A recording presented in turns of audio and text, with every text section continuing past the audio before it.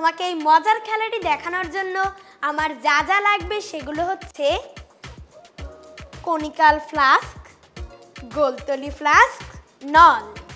এবার আমি আমার এই মজার খেলাটি শুরু করছি। প্রথমে আমরা এই নলটিকে গোলতলি ফ্লাস্কের ভেতর ঢুকিয়ে নিচ্ছি।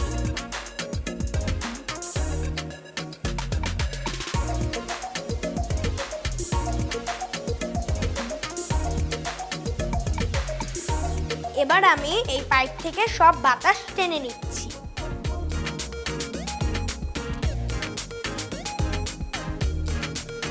দেখেছো, এই গোলতলি ফ্লাস্ক থেকে সব পানি নলের মধ্য দিয়ে এই কনিক্যাল ফ্লাস্কে চলে আসছে।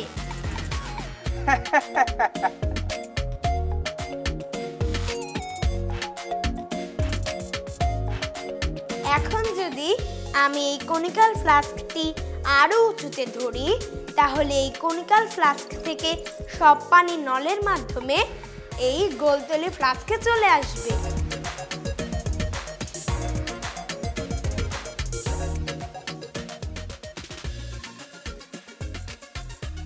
দেখলে, কনিক্যাল ফ্লাস্ক থেকে সব পানি নলের মাধ্যমে এই গোলতলি ফ্লাস্কে আবার চলে আসছে।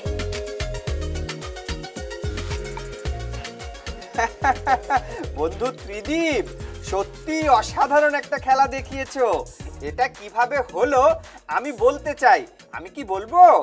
হ্যাঁ, অবশ্যই। ত্রিদীপ, তুমি একটা স্ট্যান্ডে গোলতলি ফ্লাস্ক রেখে তাতে রঙিন পানি ভরে নিয়েছো। এরপর একটা লম্বা প্লাস্টিক নলের এক প্রান্ত তাতে লাগিয়ে নিয়েছো।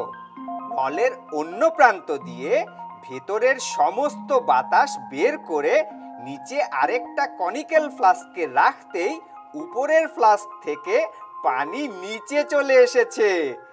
আবার কনিক্যাল ফ্লাস্কটি যখন স্ট্যান্ডে রাখা গোলতলি ফ্লাস্কের একটু উপরে ধরেছো, তখন পানির ধারাও উল্টে গেছে। আমরা জানি বায়ুমণ্ডলীয় চাপে তরল পদার্থ উপরিতল থেকে নিম্নতলে চলে যায়। তুমি এই বিষয়টি কাজে লাগিয়েছো। এটাই হলো তোমার সাইফেন খেলা, তাই না বন্ধু? বন্ধু বিজ্ঞানী ত্রিদীপ, তোমার খেলা কিন্তু আমার ভীষণ ভালো লেগেছে। তোমাকে অনেক ধন্যবাদ। তোমাকে ধন্যবাদ বিজ্ঞানী। তোমার সঙ্গে আবার দেখা হবে ত্রিদীপ। তখন আরো অনেক মজার মজার বিজ্ঞানের খেলা দেখব। তুমি ভালো থেকো। বিদায় ত্রিদীপ। আবার দেখা হবে। বিদায়।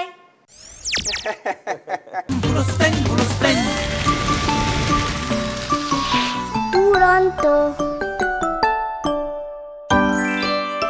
ফেসবুকে ফলো করো এবং ইউটিউবে সাবস্ক্রাইব করো দুরন্ত টিভি।